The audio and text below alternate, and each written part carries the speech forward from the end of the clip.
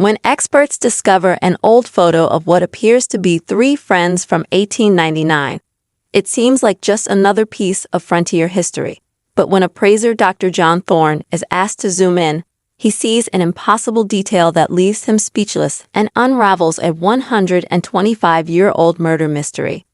Dr. John Thorne had spent 15 years authenticating Western artifacts, but nothing in his career prepared him for what he'd find in lot number 47 of the prestigious Legends of the West auction. The Denver auction house had acquired the estate of a recently deceased Wyoming rancher, and among the dusty boxes of memorabilia was a single photograph. The high-resolution scan showed three weathered men posed outside a log cabin. All three held rifles, their faces bearing the hard-earned lines of frontier life. On the back, someone had scrawled in faded ink, "Hunters, Wyoming Territory, 1899. At first glance, it seemed like countless other frontier photographs, stoic men documenting their lives in an unforgiving landscape. But John's trained eye was drawn to details others might miss. As he zoomed in to examine the Winchester rifle held by the man on the right, his breath caught in his throat. Etched into the rifle's stock was an unmistakable silver wire inlay, a serpent eating its own tail, rendered in intricate detail. The craftsmanship was exceptional, the kind of custom work that cost more than most men earned in a year. But it wasn't the artistry that made John's hands tremble and left him lost for words as he reached for his reference files. He'd seen this exact mark before in case files from the Territorial Marshal's office. It was the signature of U.S. Marshal Everett Vance's custom Winchester, a rifle that had been reported stolen from his murdered body over a century ago. John immediately pulled every available record on Marshal Vance's death. The official case file painted a grim picture of frontier justice gone wrong. On October 15, 1899, Marshal Vance had been ambushed while transporting a prisoner along a remote Wyoming trail. Both the marshal and his prisoner were found shot dead 3 days later by a passing cavalry patrol. The crime scene suggested a professional ambush. Vance's horse had been found nearby, unharmed but riderless. His badge, wallet, and that distinctive custom rifle had all vanished. The territorial authorities quickly attributed the murders to the notorious Red Creek Gang, a group of outlaws who had been terrorizing the region for months. But the Red Creek Gang was never apprehended. Despite extensive manhunts and substantial bounties, they seemed to vanish into the vast Wyoming wilderness. The case officially went cold within 6 months, joining dozens of other unsolved frontier murders in the territorial files. Now, 125 years later, that missing rifle had apparently surfaced in a photograph. But something didn't add up. If this was evidence of the crime, why would the perpetrators pose so casually for a formal portrait? The contradiction gnawed at John as he studied every detail of the image. Examining the photograph's margins with a magnifying glass, John spotted something he'd initially missed: a small embossed logo in the bottom right corner. It showed a raven perched on what appeared to be a camera lens, rendered in intricate detail despite its tiny size.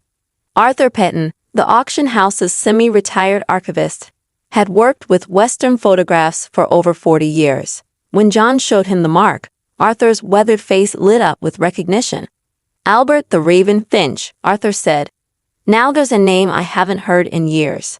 Finch was one of the most skilled frontier photographers of his era, but also one of the most eccentric. He believed that photography was a form of spiritual capture, that he was preserving souls, not just images. Arthur explained that Finch's obsession with the metaphysical aspects of photography led him to document every single photograph he took. Unlike other frontier photographers who worked quickly and moved on, Finch kept meticulous logs when each photo was taken, who was in it, why they wanted it taken, and what he observed about their spiritual state. If this is one of Finch's photographs, Arthur continued, then somewhere, there's a record of exactly who these men were and when this was taken. Finch's logs are housed at the University of Wyoming. His great-niece donated them about 20 years ago. The university's archives were a treasure trove of frontier history, and Finch's logs were exactly as Arthur had described: obsessively detailed records of every photograph, he'd taken across 3 decades of frontier life. It took John 2 full days of searching through dusty volumes before he found the entry that made his heart race.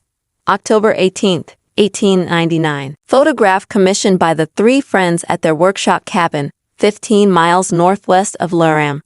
Present: Silas, Jebediah, and Caleb Kane. A quick genealogical search through territorial records revealed the connection that changed everything. Caleb Kane was Marshall Everett Vance's younger brother. The revelation hit John like a physical blow. Marshall Vance's real name had been Everett Vance Kane. Like many lawmen of that era, he had shortened his name for professional purposes. Armed with this new information, John dove into local newspaper archives. What he found painted a picture of family discord that had played out very publicly in the weeks before the Marshall's death. The Laram Boomerang had covered the story extensively. The Kane family had inherited a substantial ranch from their father, but Everett had wanted to sell it to invest in railroad development. His younger brother, Caleb, wanted to keep the land and expand the cattle operation.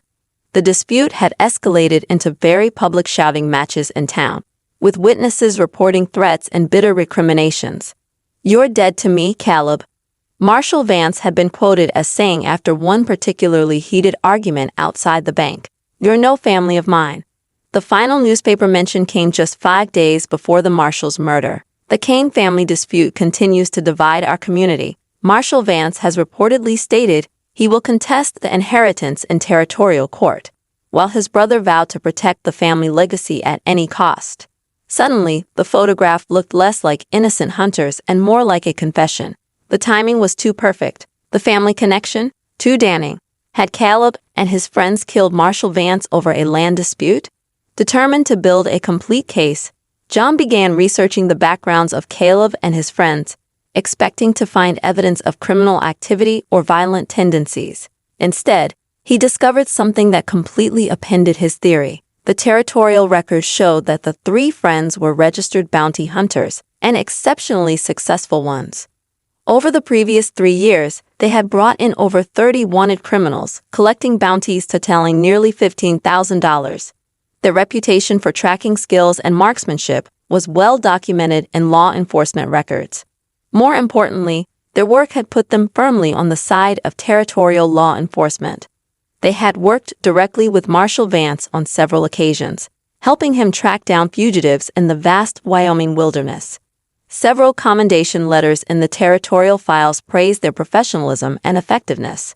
But it was a specific entry in the territorial courthouse records that shattered John's theory entirely.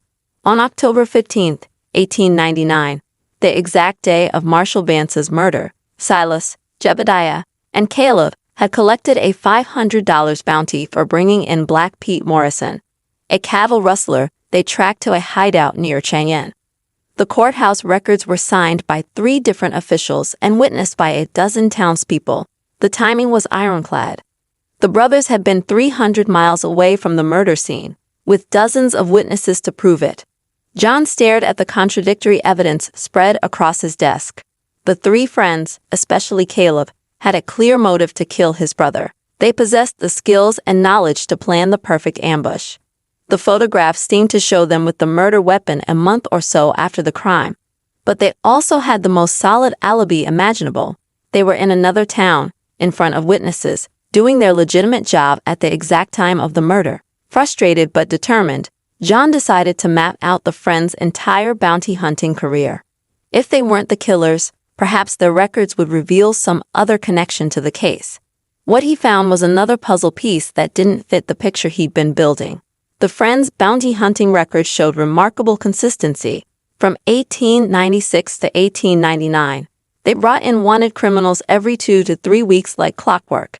Their longest gap between captures had been 12 days, and that was during a particularly harsh winter when travel was nearly impossible. But starting on October 16, 1899, the day after Marshall Vance's murder, their professional activity simply stopped. No bounties collected, no wanted posters filed, no communications with territorial authorities. For 2 full months, the most prolific bounty hunting team in Wyoming Territory went completely silent. Their work resumed on December 20, 1899. just 3 days after Albert Finch took their photograph. They immediately returned to their previous pattern of regular captures, continuing their successful career for several more years before retiring to ranch work. The professional hiatus made no sense from a financial perspective. The brothers had been earning substantial money from their bounty work, far more than they could make from any other frontier occupation. To simply stop working for 2 months right at the peak of their success was completely irrational. Unless they had been working on something else entirely, something that required all their tracking skills and knowledge of criminal behavior, but wasn't part of their official duties. 3 weeks into his investigation, John was ready to present his findings to Julia Morrison, the auction house director. The story was compelling but incomplete, full of tantalizing connections that didn't quite add up to a coherent narrative. "Dr. Thorne," Julia said, standing in his office doorway with her arms crossed, "I've been hearing that you've been spending considerable time on what should have been a routine authentication. Care to explain?" John spread his research across the conference table. Newspaper clippings, bounty records, the photograph, genealogical charts, and courthouse documents. "The rifle in this photograph belonged to a murdered U.S. Marshal," he began. "The 3 men are friends, with the one on the right being his arranged brother, someone who had both the motive and the opportunity to kill him. However, all 3 have a solid alibi for the time of the murder." Julia studied the materials with the sharp eye of someone who'd been in the auction business for 20 years. "So, what's your conclusion?" "I think they were working outside the law," John said. "They couldn't have committed the murder because they were 300 miles away. But look at this gap in their bounty hunting work. 2 months where they just disappeared from all official records. I think they were tracking the real killers." "That's quite a leap," Julia said skeptically. "Based on what evidence?" John zoomed in on a detail he'd been studying for days, a shape sitting calmly beside Silas Kane in the photograph. Higher resolution revealed it was actually an animal. "That's a dog," John said, pointing to the barely visible shape. "A bloodhound, from the look of the ears and posture." Julia squinted at the image. "So, they had a hunting dog. That's hardly unusual. But this isn't just any dog," John continued, pulling out another document. "I found Marshal Vance's personal effects inventory. He owned a bloodhound named Tracker, described as unusually loyal, follows no commands except from Marshal Vance, refuses food from strangers." He showed Julia a newspaper clipping from 1898. "Marshal Vance's bloodhound, Tracker, has assisted in 17 captures over the past year. The animal is noted for its exceptional loyalty and its refusal to work with anyone except the marshal himself. After the murder, Tracker disappeared," John explained. "The cavalry patrol that found the bodies reported no sign of the marshal's dog. Everyone assumed it had been killed or had run off into the wilderness." Julia leaned forward, studying the photograph more intently. "You're saying this is the same dog?" "Look at its posture," John said. "It's not cowering or alert like a wild animal would be. It's sitting calmly, completely relaxed. This is a dog that knows and trusts these men, and given its legendary loyalty to Marshal Vance, the implication hung in the air between them. The brothers' public fight with Everett didn't matter when family was actually murdered," John said, his voice gaining confidence as the pieces fell into place. "Blood runs thicker than water, especially on the frontier where family was often all you had." He pointed to the timeline he'd constructed. "They were doing their regular bounty hunting work when the murder happened. That's their alibi. But the moment they learned Caleb's brother was dead, they dropped everything else. No more official bounties. No more working with territorial authorities. They went off book," Julia said, understanding dawning in her voice. "Exactly. They used their tracking skills, their knowledge of criminal behavior, their contacts in the outlaw community, everything that made them successful bounty hunters, to track down the Red Creek gang themselves. Not for money, not for official recognition, but for family justice." John showed her the photograph again, but now, every detail told a different story. "This isn't a trophy photo of killers. It's a memorial photo of men who've completed a mission. Look at their faces. They're not celebrating. They're exhausted, relieved, and the dog proves it." Julia added, if they had killed Marshall Vance, his legendarily loyal bloodhound would never have accepted them. But if they avenged his death, Tracker would recognize them as family. Exactly, John finished. The dog's presence and behavior in this photograph is the strongest evidence that these men were on the right side of justice. The rifle, he explained, wasn't stolen evidence of a crime. It was a recovered family heirloom. The brothers had probably taken it from the Red Creek gang after tracking them down, returning their murdered brother's most prized possession to family hands where it belonged. The auction house immediately postponed the sale while John documented his findings. The story was too important to rush, and the historical implications were too significant to ignore. Working with historians from the University of Wyoming and the Wyoming State Archives, John spent another month verifying every detail of his theory. Additional research uncovered supporting evidence. Reports of Red Creek gang members found dead in remote locations during the winter of 1899 to 1900. Descriptions matching the three friends seen in various frontier towns during their supposed hiatus. And most conclusively, a diary entry from a Cheyenne saloon keeper mentioning them asking questions about the Red Creek gang, looking like men with nothing left to lose. The auction catalog was completely rewritten. Instead of selling a mysterious frontier photograph, they were now offering a piece of American justice, documented proof of a family's loyalty that transcended bitter personal disputes. The lot, including the rifle, photograph, and John's complete research documentation, sold for $847,000 to the Museum of Western Justice in Tombstone, Arizona. The record-breaking price reflected not just the historical significance of the items, but the power of the story they told. In the end, a dusty photo of three friends from 1899 did more than identify a rifle. It revealed how family bonds can survive even the worst feuds. What hidden stories of loyalty and justice might be waiting in your own family's old photographs? Let us know your thoughts below. If you love uncovering forgotten histories like this one, make sure you subscribe to our channel for more incredible stories. We'll catch you in the next.